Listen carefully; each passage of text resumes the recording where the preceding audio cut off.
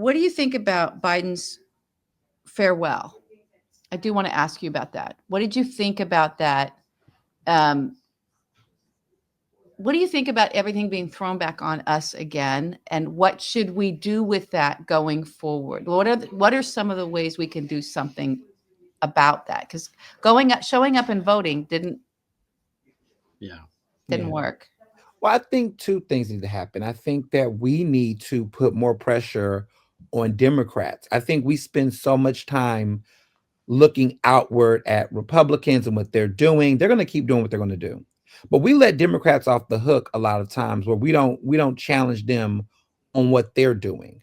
Like, okay, so yes, these other guys are bad, but what are you going to do about it? Like, what are you going to do about elected official? What policy do you have in place? Because you can't keep saying, okay, this other guy's bad and they're worse, because no one actually votes. What I'm realizing with voters, and especially voters in my generation specifically, they will either not vote or they will just, go in a different direction based on misinformation. You have to give people a reason to vote for you, not against someone else. That's what I'm recognizing. People that vote for Trump voted for Trump.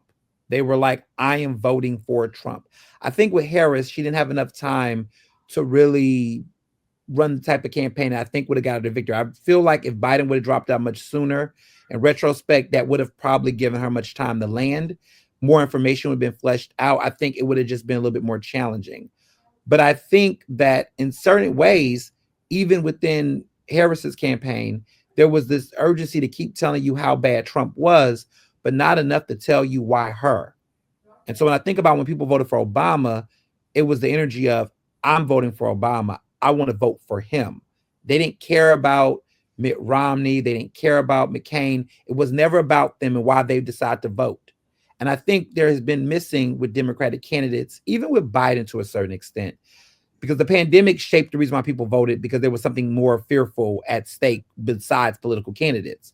But I think for a long time, I have not seen energy around Democrats where they are gun ho invested in the candidate specifically for the candidate. They have not created a candidate that will make people say, you know what, I'm going to the polls for them, them, them. I want them.